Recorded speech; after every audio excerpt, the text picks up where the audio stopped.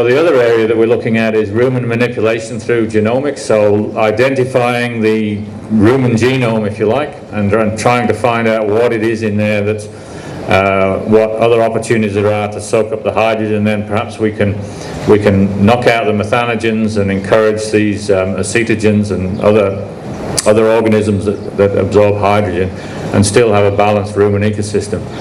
I guess a word of warning here is people have been trying to manipulate the rumen for many, many years, and it's a pretty hard thing to do. And it always amazes me that, you know, a calf can be born anywhere on the world and it comes into the world without any rumen bugs, but within a few months it's got a rumen fermentation that, yes, there are regional differences, but generally speaking it's pretty well the same everywhere.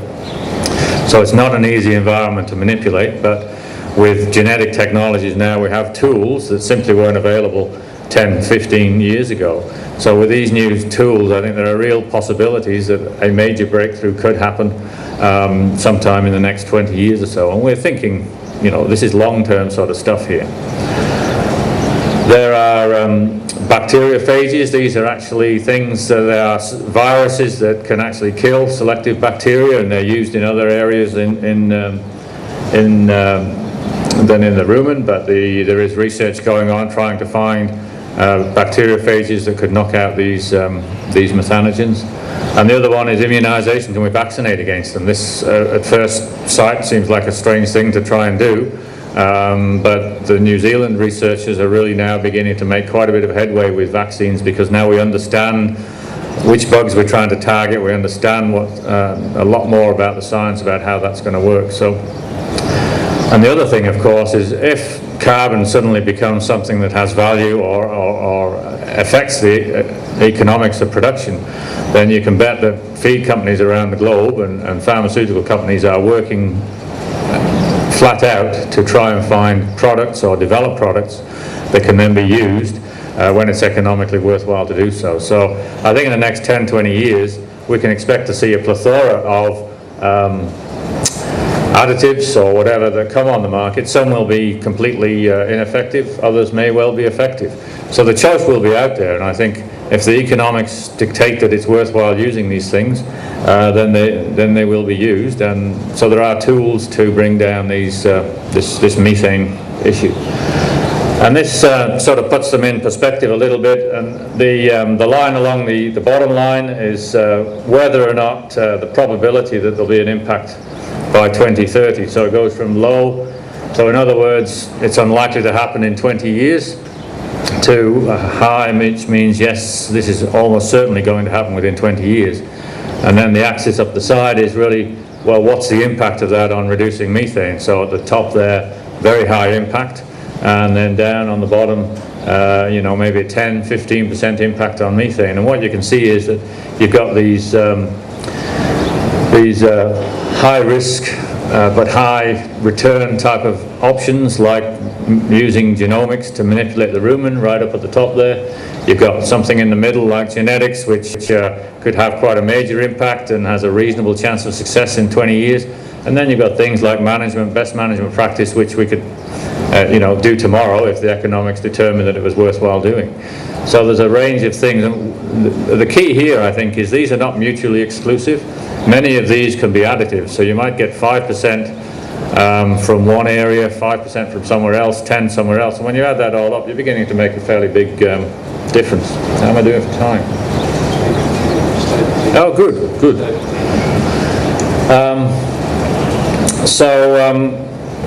I'll talk a little bit now about some of the research we're actively involved in, I suppose, to let you know we are trying to find some solutions for all these. And the work we do is at Rockhampton is basically we start with the animal and we work out to the paddock, out to the region, and ultimately to the country, I guess. So we have looking at individual animal measurements, looking at how much methane animals produce in certain, on certain feeds, to see if there are differences, see if certain additives have an impact. And then what we're trying to do now is actually do these measurements in the paddock, because one of the big problems is you measure something in a very controlled environment, and when the animal goes out in the paddock, it's a completely different ball game, and the response you get is totally different to what you would have expected. So we're using what we call laser field measurements to attempt to do this in the paddock, and I'll talk a bit about that. But really what we'd like to do then is, use that in an experimental paddock, but then scale that up to a more commercial type of situation, so that we can then look at, whether or not what you're doing here in Longreach, is it different in Longreach to in WA, or up in central Queensland, in the Brigalow belt. Are there inherent differences in production systems in the amount of methane that's produced? So what we'd like to do is look at paddock scale measurements across the north to try and find out, because the problem is, currently we have an accounting system, a methane accounting system, that uses very crude methodologies. It's really how many cattle there are and what sort of feed they're on, and that's about it.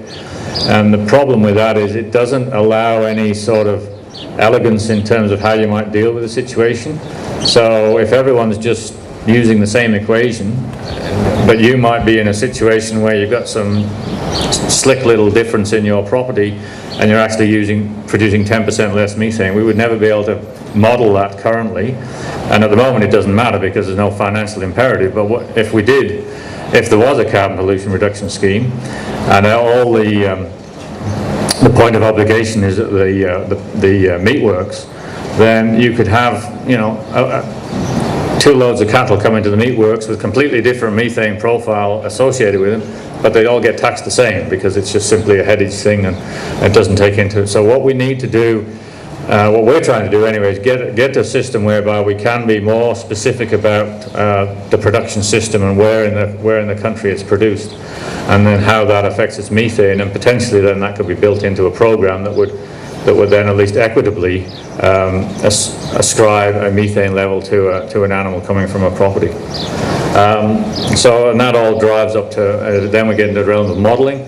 But then other research within SIRA that we're quite closely associated with is looking at, from the animal down to the rumen level, down to the microbe in the rumen, right down to the biochemical pathways. So for the first time in a long time, there's quite a bit of research dollars in this area.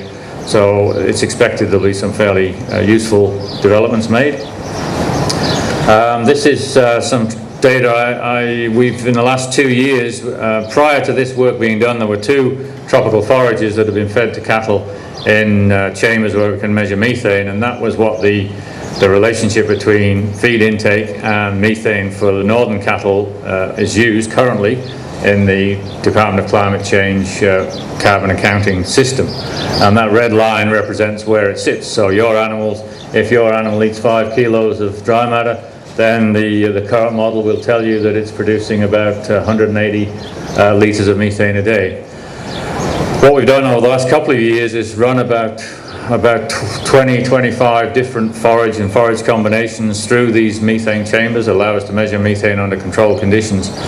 There's a couple of points about this slide. The first one is, you notice the line is about 20 to 25% lower than the current line that's used for Department of Climate Change accounting. When this data is published, because it's been funded through the Department of Climate Change, they will change the equation. They've told us that once we get this published, and hopefully that'll be middle of next year, there will be a different equation. Next time, they don't do this every year. I think it's every 5 years they reevaluate the methodologies. So the next time around, hopefully this data will in a stroke of a pen really reduce the accounting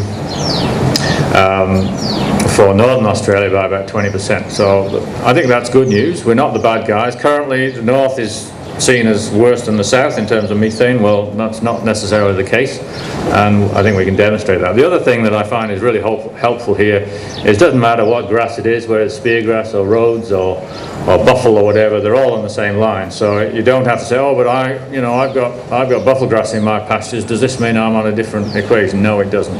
So long as it's grass, you're on the same equation. If it's a legume, things get a bit more complicated.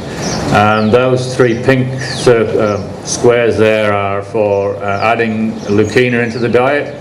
And generally, as you put more leucaena in there, you get quite a marked reduction in the amount of methane that those animals are producing.